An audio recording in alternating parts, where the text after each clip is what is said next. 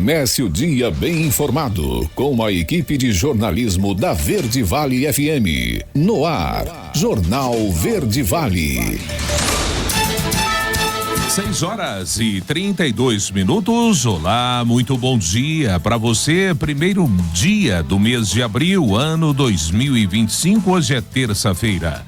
Estamos começando pela Verde Vale FM, uma emissora do Sistema Verde Vale de Comunicação. Mais uma edição do Jornal Verde Vale.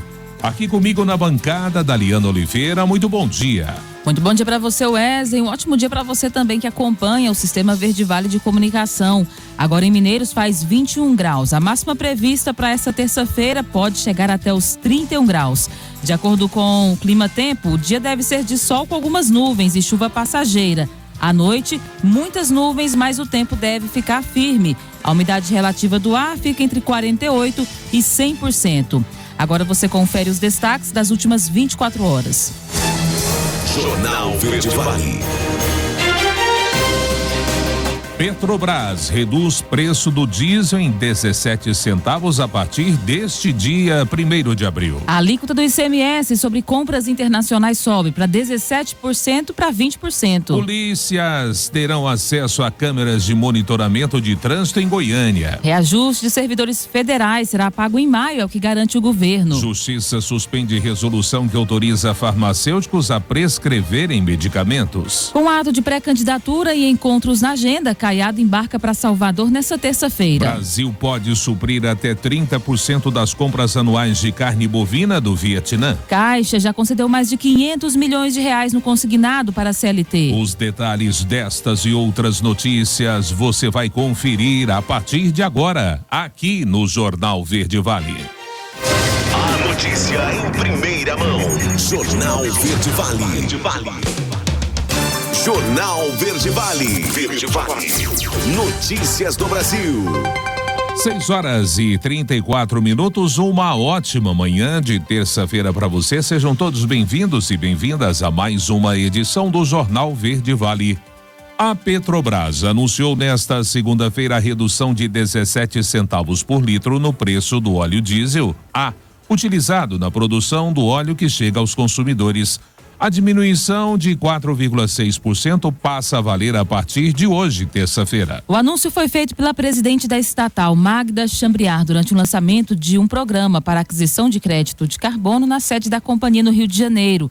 O novo valor do combustível vendido às refinarias será em média de R$ 3,55 o litro. De acordo com cálculos da empresa, considerando a mistura obrigatória de 86% de diesel A e 14% de biodiesel para a composição do diesel B vendido nos postos, a parcela da Petrobras no preço ao consumidor passará a ser de R$ 3,05 o litro, uma redução de 15 centavos a cada litro do diesel B. A última mudança no preço do diesel tinha sido em 1º de fevereiro, quando houve uma alta de 22 centavos.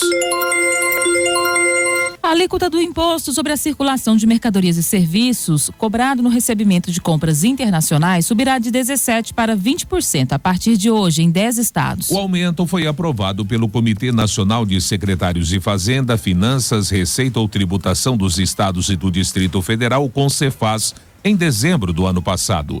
Cada estado ficou de decidir se aprova ou não o aumento. A alíquota será aumentada nos estados do Acre, Alagoas, Bahia, Ceará, Minas Gerais, Paraíba, Piauí, Rio Grande do Norte, Roraima e Sergipe. Na prática, a medida deve impactar compras feitas em sites internacionais. Ao decidir pelo aumento, o Concefaz argumentou que a nova alíquota também busca alinhar o tratamento tributário aplicado às importações ao praticado para os bens comercializados no mercado interno, criando assim condições mais equilibradas para a produção e o comércio local. Criminosos usam telefone para roubar clientes de bancos. Quem vai falar sobre esse alerta é Alain Barbosa. Toca e uma mensagem ou um suposto atendente do banco alerta para alguma operação irregular na conta bancária, muitas vezes de uma instituição financeira da qual a pessoa nem é cliente, mas a preocupação com eventual prejuízo faz a pessoa seguir o passo a passo dado por criminosos. Este é o enredo de um golpe cada vez mais comum. E engana-se quem pensa que apenas pessoas idosas ou menos esclarecidas caem nele. A empresária gaúcha Fernanda Aldabi, de 44 anos, caiu na armadilha dos golpistas para ela bloquear uma compra que não fez. Me ligou um número muito parecido com o número do banco, que é 4.000 e alguma coisa, muito parecido com o número do Banco do Brasil. Eu atendi e aí ele disse para mim que eu tinha tido uma suspeita de compra na minha conta de R$3.600 e que eu teria que bloquear. O banco já tinha visto que era uma compra indevida, mas que eu tinha que bloquear para não acontecer mais nada. O golpe é tão bem armado que o criminoso deu outra opção de bloqueio, direto no caixa do banco. E aí eu fiquei assim mais segura. Eu perguntei,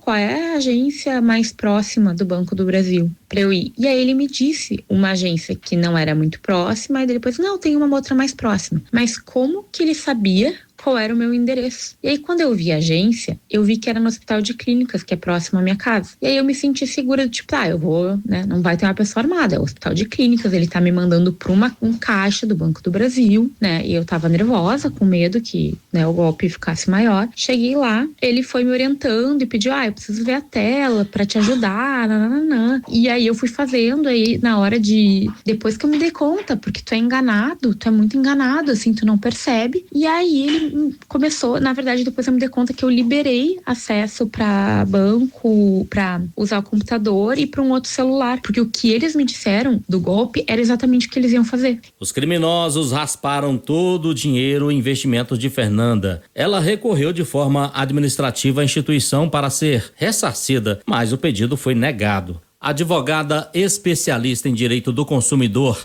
Renata Abalém, relata que o judiciário tem reconhecido a responsabilidade total ou subsidiária das instituições financeiras quando os clientes caem em golpes.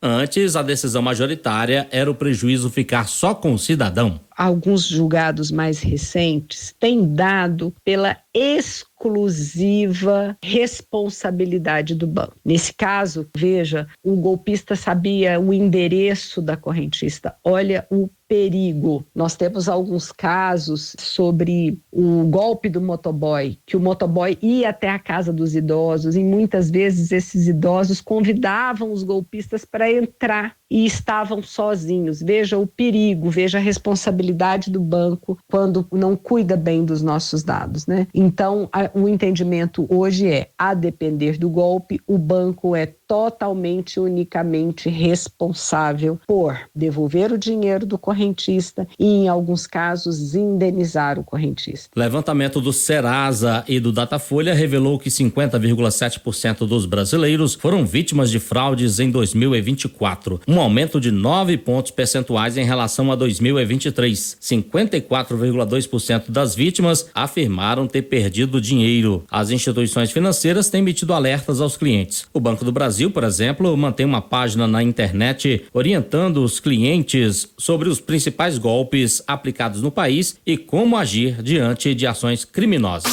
Agência Rádio Web de Brasília, Alain Barbosa. Notícias de Goiás.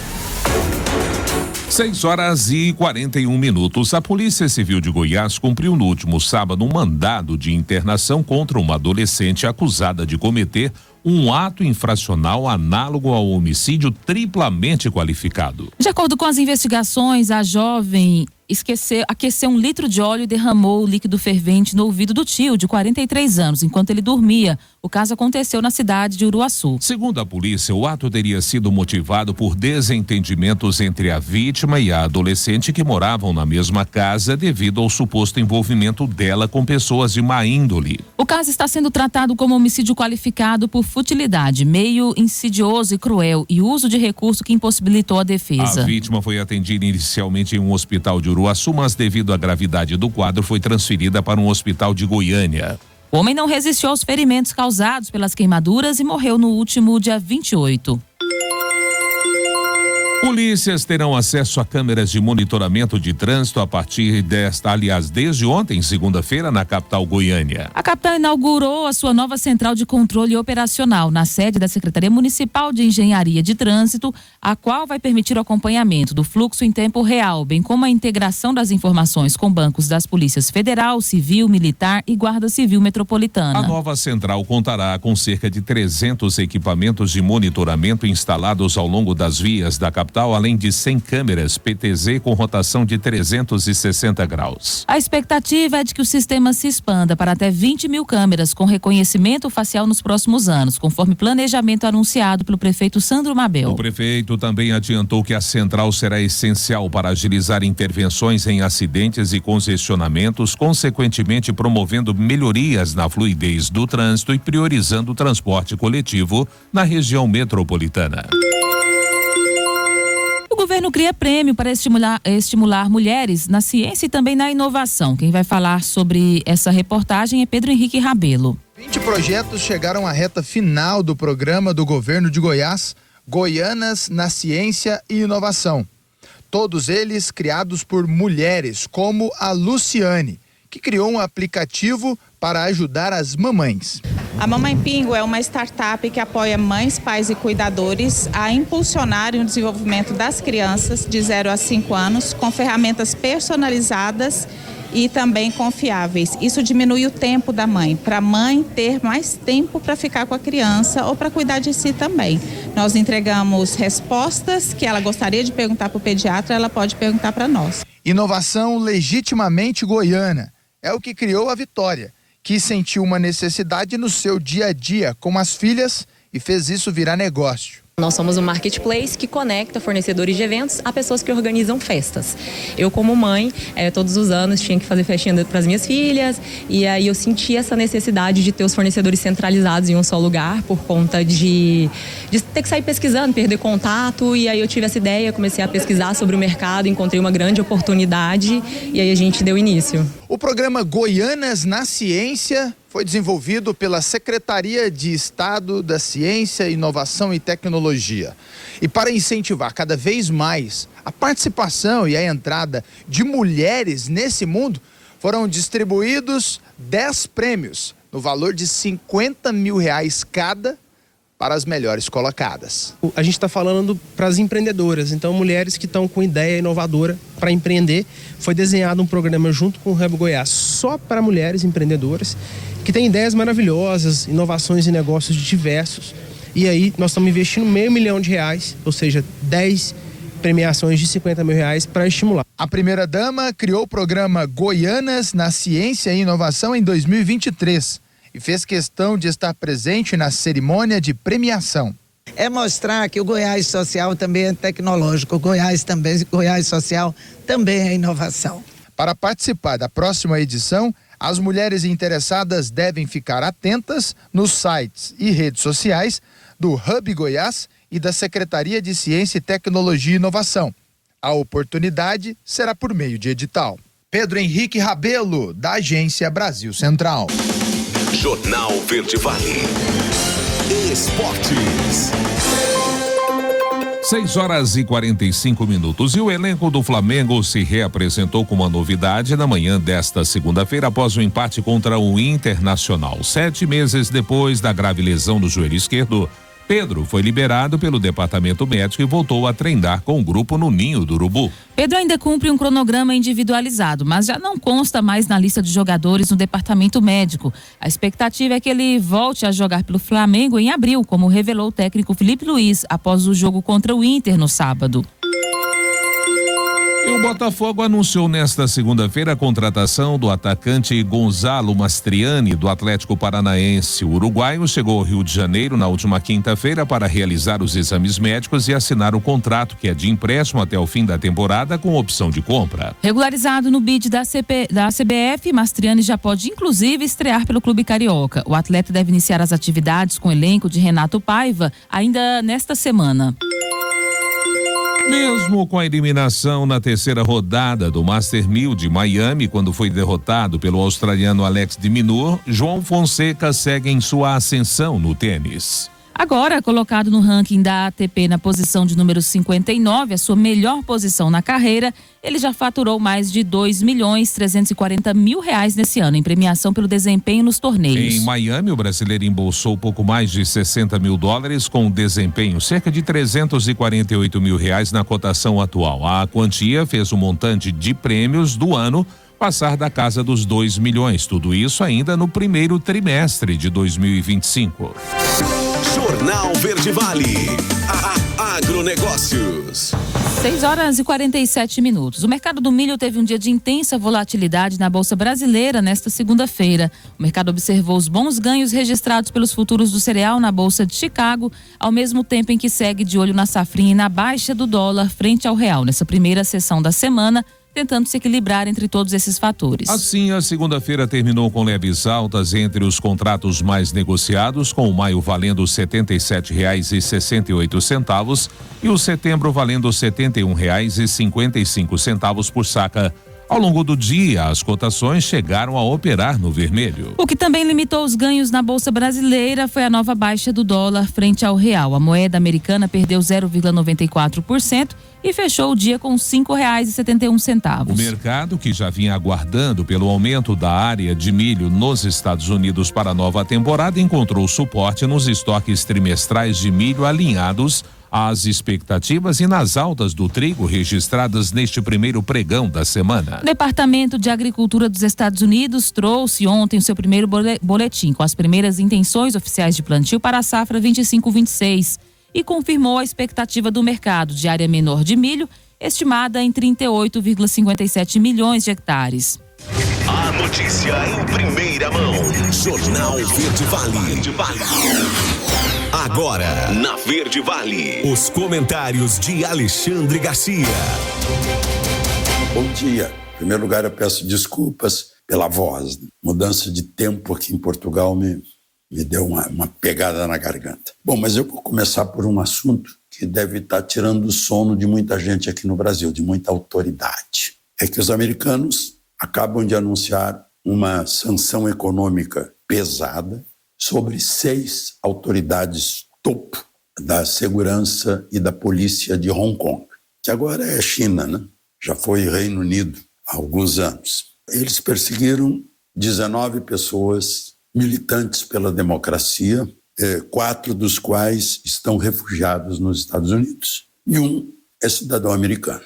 A sanção é a seguinte: bloqueio de bens nos Estados Unidos, bloqueio de empresas em que tenham mais de 50% de capital que estejam vinculadas aos Estados Unidos, proibição de entrar nos Estados Unidos ou transitar pelos Estados Unidos num aeroporto, proibição de qualquer contato bancário, financeiro, econômico, com qualquer coisa vinculada à empresa americana, banco americano, controle de contas bancárias americano, qualquer coisa. Eles são párias nos Estados Unidos, de agora em diante. São 6 figuras muito importantes de Hong Kong que promoveram repressão a manifestações pela democracia e contra o Partido Comunista Chinês. Sinal que os americanos não estão brincando com essa história de direitos humanos e liberdades.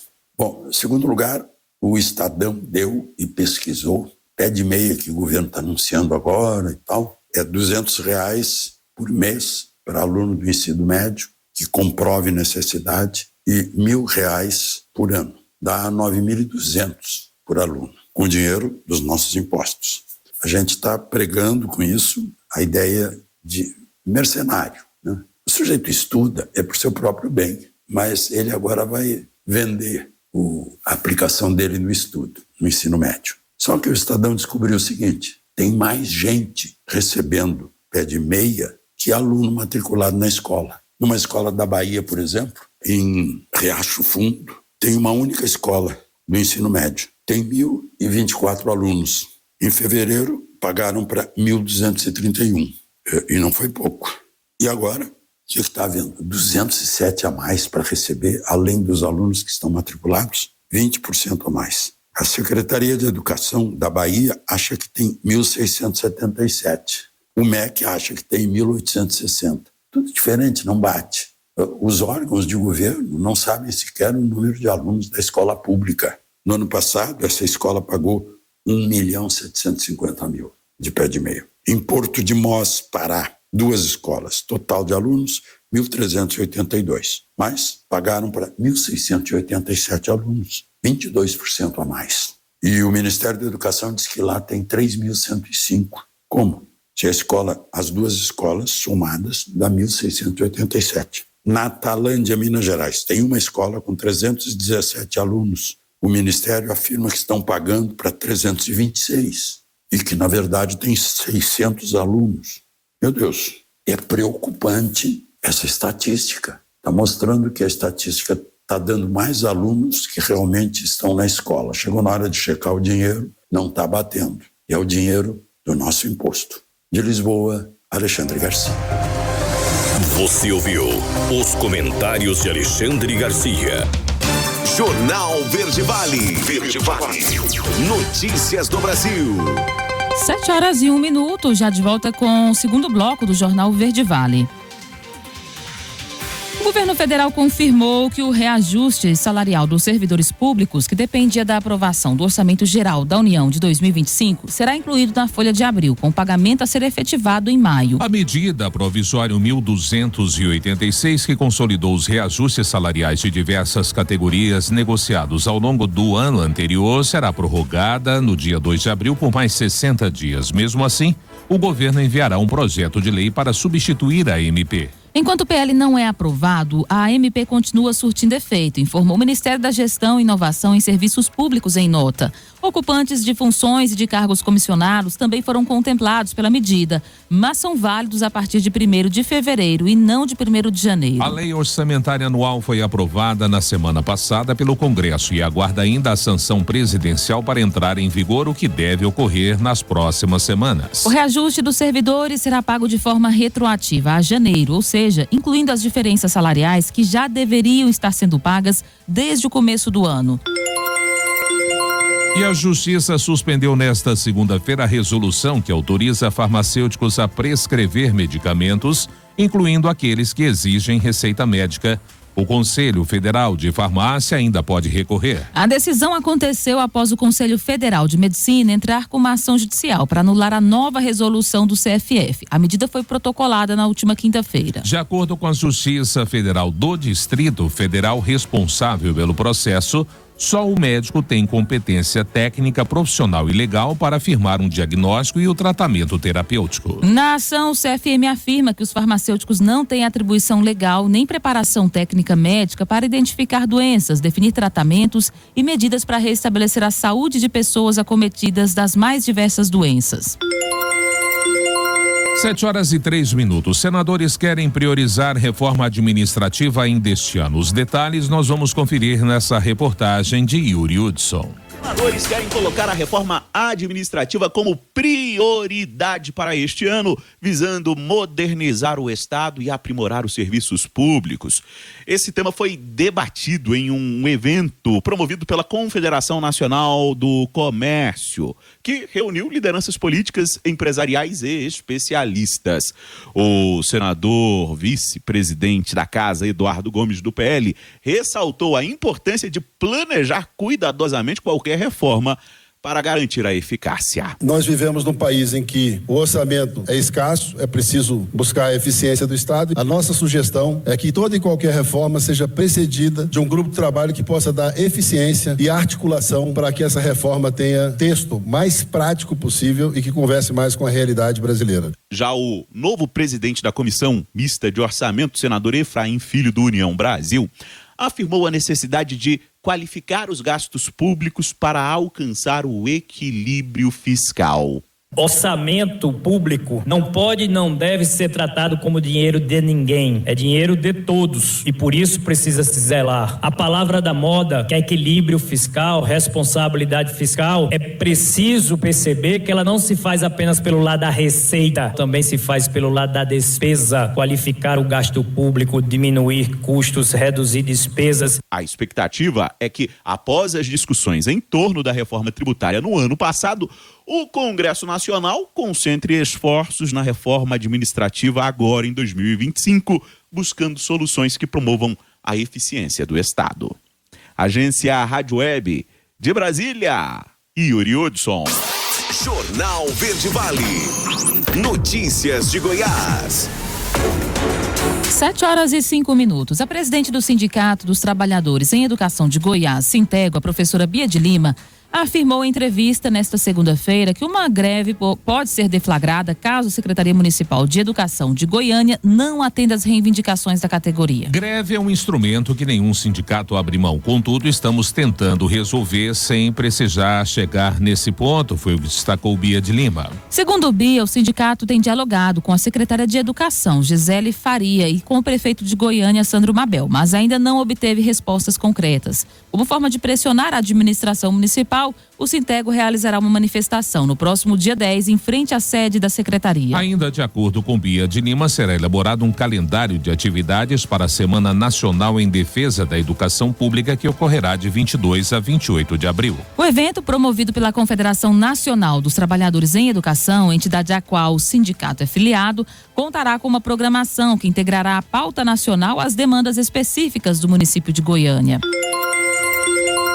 E o governador de Goiás, Ronaldo Caiado, deve embarcar para Salvador, na Bahia, na noite desta terça-feira, para uma série de compromissos na capital baiana. O principal deles, como tem sido divulgado já há alguns meses, é o lançamento da sua pré-candidatura à presidência da República. Após 2 trocas de local, o evento ficou confirmado para ocorrer no Centro de Convenções de Salvador. Ao menos 7.000 pessoas são esperadas. Na quarta-feira, amanhã, portanto, o chefe do Executivo Estadual goiano deve conceder entrevistas à imprensa baiana. Já na tarde de quinta, dia 3, Caiado vai se encontrar com o presidente da Federação das Indústrias do Estado da Bahia, Carlos Henrique Passos, e com lideranças industriais, diretores e presidentes de sindicatos filiados à federação. Ainda na quinta-feira à noite, o governador deve participar de um jantar com empresários e lideranças no Palacete Tira Chapéu, no Centro Histórico de Salvador. O evento de lançamento da pré-candidatura está previsto para começar às 9 da manhã no Centro de Convenções de Salvador. O ato, como já dissemos, havia sido transferido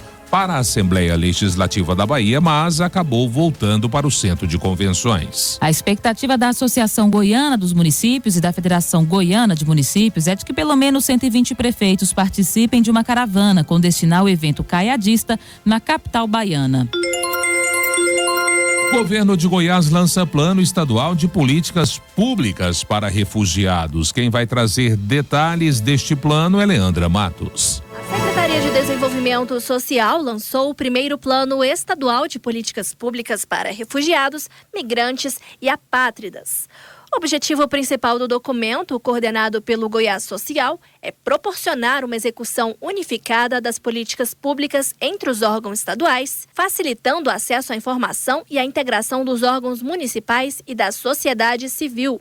A iniciativa contou com a parceria de diversas entidades governamentais, como a AGEAB, as Secretarias de Estado da Cultura, Educação, Saúde, Retomada e a Organização das Voluntárias de Goiás, a OVG. Outro parceiro do projeto foi a Agência da ONU para Refugiados, órgão internacional que luta para assegurar os direitos e o bem-estar das pessoas que foram forçadas a deixar suas casas.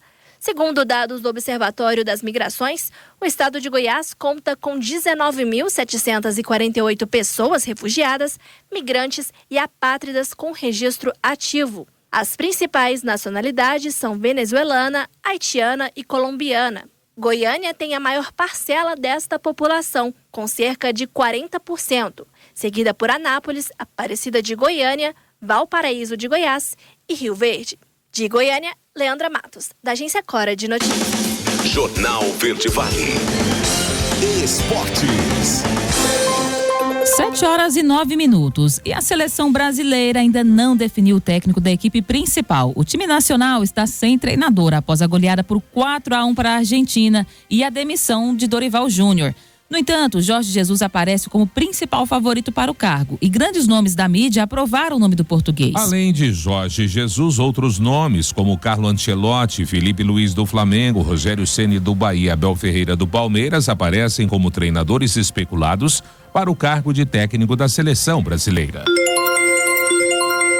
O O Botafogo, atual campeão da Libertadores, entra em campo nesta quinta-feira para defender o título conquistado em 2024. O Glorioso enfrenta a Universidade del Chile às 21h30 no Estádio Nacional do Chile. Para o confronto, a equipe do treinador Renato Paiva terá um desfalque importante, o atacante Savarino. O clube informou que o atleta não viajará para o Chile e permanece no Rio de Janeiro para exames após uma possível lesão. E a Corte da Inglaterra agendou as audiências para Felipe Massa reivindicar o título de campeão mundial da Fórmula 1 na temporada de 2008. O ex-piloto brasileiro move uma ação contra Bernie Ecclestone, ex-chefão da Fórmula 1, os representantes da categoria e a Federação Mundial de Automobilismo, a FIA. O processo terá início entre os dias 28 e 31 de outubro desse ano. Além do reconhecimento, o processo pode render uma quantia milionária para Massa. Esse será o primeiro embate judicial entre o ex-piloto e Ecclestone na Fórmula 1 e a FIA. Todos os envolvidos estarão presentes nas audiências. Inicialmente serão avaliadas as partes de maior relevância do processo na Corte Superior de Londres. Jornal Verde Vale. Agronegócios. 7h11. A recente abertura do mercado de carne bovina do Vietnã pode render uma participação ainda maior nas exportações do Brasil. Segundo um levantamento realizado pela Safras Consultoria, o Vietnã compra 150 mil toneladas de carne bovina a cada ano. O analista de safras e mercado Fernando Iglesias estima que o Brasil poderá absorver até 30% das compras anuais de carne bovina do Vietnã. Na semana passada, Brasil e Vietnã assinaram um plano de ação para a implementação da parceria estratégica entre os dois países. O documento prevê, entre as várias medidas, a abertura do país asiático à carne bovina brasileira. O Vietnã ocupa a 5ª posição entre os países de destino de produtos do agronegócio brasileiro. O Brasil fornece cerca de 70% da soja importada pelo Vietnã, além de ser o principal fornecedor de carne suína, cerca de 37%, e o segundo maior de carne de frango e de algodão. Jornal Verde Vale. Verde Vale. Notícias do Brasil.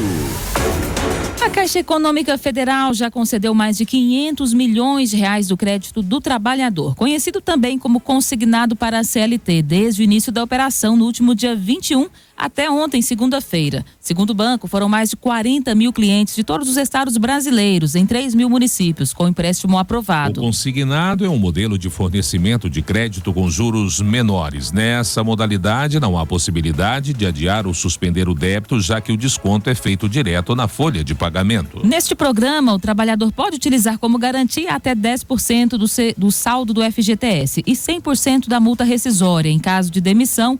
E em caso de desligamento, o desconto das parcelas restantes será aplicado sobre as verbas rescisórias, observado o limite legal. De acordo com a instituição financeira, o ticket médio de contratação foi de R$12 mil e o prazo médio de 44 meses. A partir de 25 de abril, o trabalhador poderá contratar diretamente com o banco. No entanto, o governo federal ressalta que pela CTPS digital, ou seja, a carteira de trabalho digital, o empregado tem a possibilidade de receber proposta de todos os bancos interessados, o que permite comparação e também uma escolha mais vantajosa. Até lá, o empréstimo é solicitado pelo aplicativo da carteira de trabalho digital.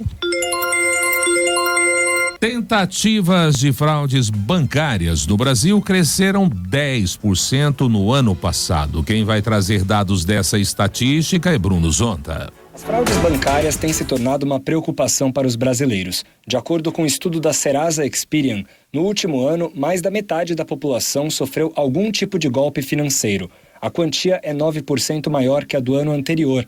Entre os tipos de fraude mais recorrentes estão o uso indevido de cartões de crédito, golpes com boletos falsos e via Pix, phishing, quando os criminosos imitam entidades e fazem contato falso por e-mail, redes sociais, SMS ou ligações, e invasão de contas bancárias ou redes sociais. Para o consumidor se prevenir, a diretora da Serasa Experian, Lívia Soares, deixa algumas dicas. É fundamental redobrar atenção ao compartilhar os dados pessoais. Sempre verifique a autenticidade de boletos antes de fazer um pagamento. Desconfie de links suspeitos recebidos por e-mail, SMS ou redes sociais e evite clicar sem verificar a procedência. É essencial manter senhas fortes e únicas para cada serviço. Isso reduz o risco de invasão. Ativar notificações no celular para monitorar as transações em tempo real também é uma estratégia eficaz e detecta movimentações suspeitas rapidamente. Ainda de acordo com dados da Datatec, o número de golpes evitados contra bancos e cartões de crédito em 2024 teve um aumento anual de 10% e, caso se concretizassem, causariam um prejuízo de mais de 51 bilhões de reais. Embora os dados mostrem que as instituições financeiras têm aprimorado suas estratégias, os criminosos têm encontrado alternativas para enganar os consumidores. Esse cenário reforça a necessidade de se investir em tecnologia para detectar essas atividades suspeitas e barrar os acessos indevidos. A proteção em camada ela é essencial porque dificulta a ação dos golpistas. Quanto mais barreiras forem colocadas, menores as chances de sucesso dos ataques. Métodos como biometria facial ou digital, autenticação em 2 fatores, inteligência artificial para análise de padrões de comportamento são algumas das soluções que reforçam a segurança. Além disso, com a evolução dos golpes mais sofisticados como deepfakes e fraudes impulsionadas por inteligência artificial, é fundamental que essas tecnologias sejam constantemente aprimoradas. Para acessar o estudo completo, acesse o site da Serasa Experian. Agência Rádio Web, produção e reportagem, Breno Zonta. 7h16, último intervalo do Jornal Verde Vale desta terça-feira. Destaque claro para as nossas notícias locais, dentre elas: crime organizado em Mineiros, operação revela furto de veículos, receptação e tráfico de drogas. Bicicleta é furtada em estacionamento de faculdade. Homem tenta arrombar residência e ameaça matar mãe e filho em Mineiros. Além, claro, está liberado a partir de agora a sua participação no nosso quadro A Voz do Cidadão. 996236881, 996236881 é o nosso telefone, o nosso WhatsApp para você participar ativamente aqui do nosso quadro A Voz do Cidadão. Não saia daí, a gente volta já. Jornal Verde Vale. Jornal Verde Vale. Verde Vale. Notícias do Brasil. 7h27, já estamos de volta com o último bloco do Jornal Verde Vale desta terça-feira, 1º de abril, aqui pela Verde Vale FM, uma emissora do Sistema Verde Vale de Comunicação. Olha, a ciência está avançando no desenvolvimento de ferramentas para detectar o Alzheimer, mas nenhuma tinha mostrado resultados tão precisos quanto um novo teste sanguíneo divulgado nesta segunda-feira na revista Nature Medicine. O exame de sangue proposto pelos pesquisadores das universidades de Washington, nos Estados Unidos, e de Lund, na Suécia, não apenas diagnostica a doença, mas também mede o estágio da progressão da demência. O teste analisa uma proteína específica no sangue e pode indicar o grau de comprometimento cognitivo, algo que nem os exames mais modernos atuais fazem. Os autores do estudo acreditam que a nova ferramenta pode orientar médicos na escolha do tratamento mais adequado, uma vez que as terapias para reduzir o declínio cognitivo são mais eficazes nos estágios iniciais da doença. Além disso, o exame diferencia o Alzheimer de outras causas de demência, eliminando dúvidas diagnósticas. O presidente da Câmara dos Deputados, Hugo Mota, sugeriu criar uma comissão especial para tratar do PL da anistia. A solução, no entanto, não foi aceita pelo PL. O partido quer pautar o projeto em regime de urgência diretamente no plenário já na próxima semana. Os deputados cobram a conta do apoio à Mota na eleição para a presidência e alegam que esse foi o único pedido para a aliança. Mota está retornando da viagem à Ásia e deve se encontrar nesta terça-feira com líderes de partidos que apoiam a discussão da proposta. Além do PL, PSD, PP e Novo já assinaram ofícios pedindo que o projeto seja pautado. Acreditem vocês, brasileiros já pagaram R$1 trilhão em impostos somente este ano. Vamos saber dos detalhes desses números com Humberto Ferretti. Brasileiros já pagaram mais de R$1 trilhão em impostos em 2025. A marca, calculada pelo impostômetro da Associação Comercial de São Paulo, foi atingida no fim de semana, mais cedo do que em 2024, quando a arrecadação bateu R$1 trilhão no dia 5 de abril. Ou seja, ela cresceu neste ano. Em 3 meses, cada brasileiro mandou, em média, para os cofres de municípios, estados e União, nada menos que R$ 4.500. Os responsáveis pelo levantamento citam alguns fatores que têm feito a arrecadação aumentar de uns tempos para cá. Entre eles, as maiores alíquotas de ICMS e o crescimento da economia, já que quando as pessoas consomem mais, elas pagam mais impostos. Em 2025, mesmo com uma possível redução do consumo por conta dos juros altos, por exemplo, a arrecadação deve aumentar outra vez. No ano passado, os brasileiros pagaram cerca de 3 trilhões e 600 bilhões de reais em impostos. Da Rádio 2, Humberto Ferretti. Jornal Verde Vale. Notícias de Goiás. 7h30. Os entregadores por aplicativos realizam uma manifestação neste momento em Goiânia, em adesão ao Break Nacional dos Aplicativos 2025. A motociata passou há poucos instantes pela Praça Cívica depois dos trabalhadores se concentrarem no CEPAL do Setor Sul. O movimento reivindica melhorias nas condições de trabalho, reajuste nas taxas mínimas de entrega e aumento no valor pago por quilômetro rodado. A manifestação faz parte de uma paralisação nacional com adesão prevista em diversas cidades brasileiras. Entre as principais demandas estão o aumento da taxa mínima por entrega de R$ 6,50 para R$ 10, além do aumento da remuneração por quilômetro rodado de R$ 1,50 para R$ 2,50. E o governo de Goiás distribui óculos para estudantes de escolas estaduais e pessoas em vulnerabilidade social. Os detalhes dessa ação com a Sara Queiroz. Os alunos estavam muito felizes por receberem gratuitamente os óculos que eles escolheram. Esperei muito. Tava com a visão meio ruizinha, nossa, melhorou demais isso aqui. Eu achei muito importante, né? Porque pessoas têm dificuldades, os pais não têm condições de ir a um oftalmologista. É muito difícil de comprar um óculos e a lente é uma coisa cara. A primeira-dama explicou que os alunos passaram por um processo detalhado para ganharem os óculos. Todos eles passaram por exames criteriosos, com equipamento de primeira qualidade. E no final, aqueles que precisam do óculos, a gente montou tipo uma ótica, não é o mesmo óculos para todos. Cada um tem o direito de escolher o seu óculos, afinal de contas, são jovens e cada um tem um rosto. Enfim, eles têm a opção de escolher e logo em seguida é dado o óculos a ele com a lente, toda a qualidade que pode ser. O Olhar para Todos é um programa do Goiás Social e o maior programa público de atendimentos oftalmológicos do Centro-Oeste e já atendeu alunos da rede pública estadual de ensino, comunidades calungas, estudantes indígenas e pessoas em situação de vulnerabilidade social. O diretor do Centro de Referência em Oftalmologia da Universidade Federal de Goiás ressaltou que os alunos terão um desempenho escolar melhor do que antes de receberem os óculos. Esses alunos vão passar a performar muito bem na escola. Vai diminuir a repetência, diminuir a evasão escolar e eles vão se integrar de uma maneira plena aos estudos, ao aprendizado. Sara Queiroz, da Agência Brasil Central. Jornal Verde Vale. Bombeiros.